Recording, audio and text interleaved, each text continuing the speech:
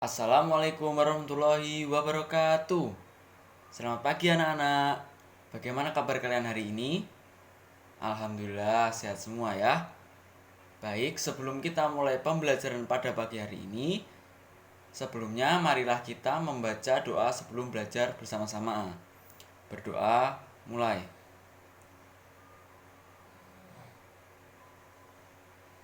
Berdoa selesai.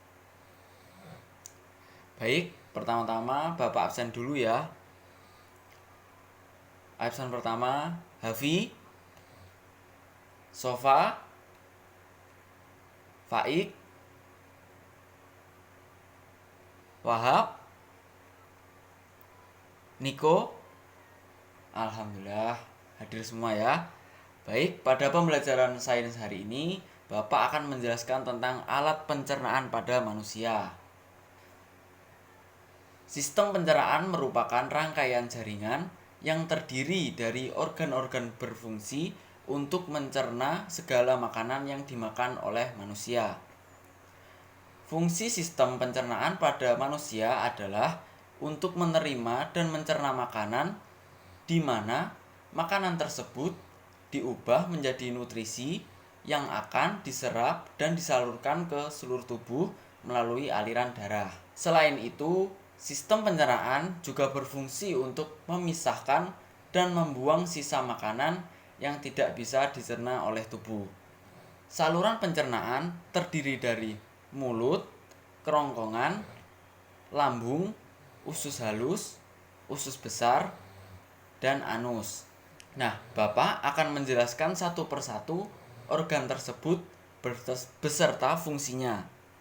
Simak baik-baik ya. Nah, organ yang pertama yaitu mulut. Dalam sistem pencernaan manusia, mulut merupakan tempat pertama dari proses pencernaan dimulai, yang diawali dengan masuknya makanan.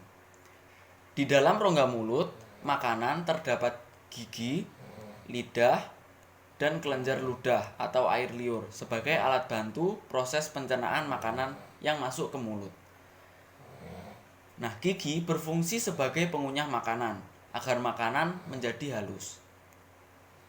Lalu ada lidah, berfungsi sebagai alat untuk mengaduk makanan dan mendorong makanan agar dapat ditelan.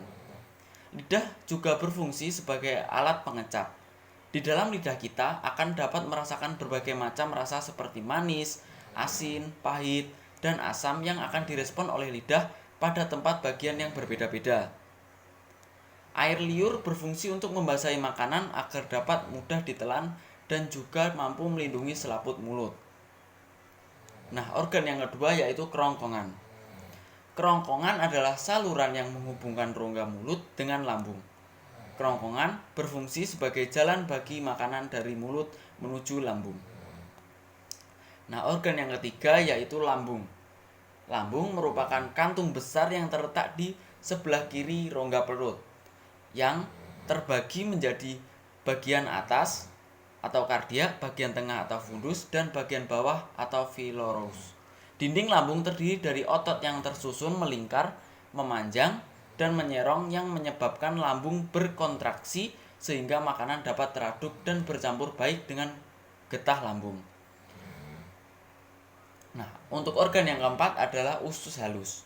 Usus halus terdiri dari usus 12 jari, usus kosong, dan usus penyerap.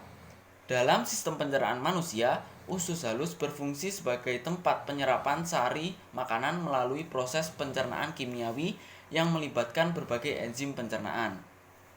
Nah, untuk organ yang kelima yaitu usus besar.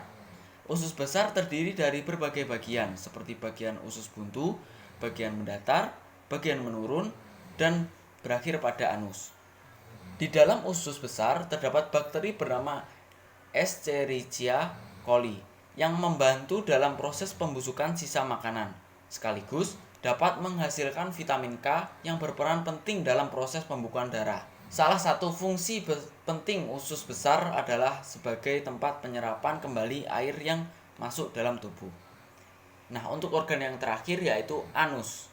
Anus merupakan sebuah lubang pembuangan feses sebagai tempat proses buang air besar.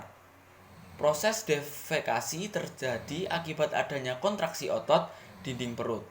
otot sphincter anus, kontraksi kolon, serta rektum yang membuat feses dapat terdorong keluar melalui anus. Nah, sampai sini ada yang belum paham atau ada yang ditanyakan? Kalau tidak ada, sekarang Bapak kasih PR ya. Nah, sekarang Bapak dikte, kalian tulis soalnya ya. Soal nomor 1. Urutan jalannya proses pencernaan manusia yang benar adalah titik.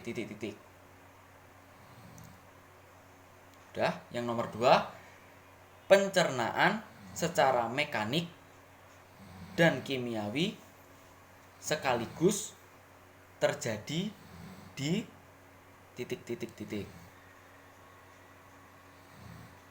Sudah.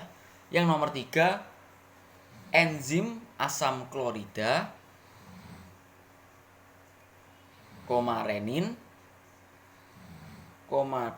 dan pepsin dihasilkan oleh titik. Nomor 4, kadar air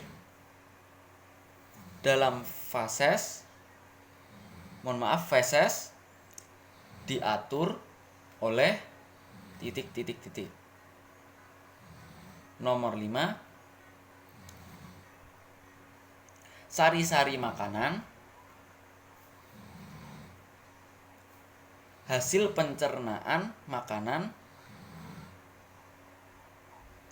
diserap oleh titik. Nah, soal 5 tadi silakan dikerjakan di rumah dan dikumpulkan di pertemuan selanjutnya ya. Sebelum Bapak tutup pertemuan pada hari ini, marilah kita membaca hamdalah bersama-sama.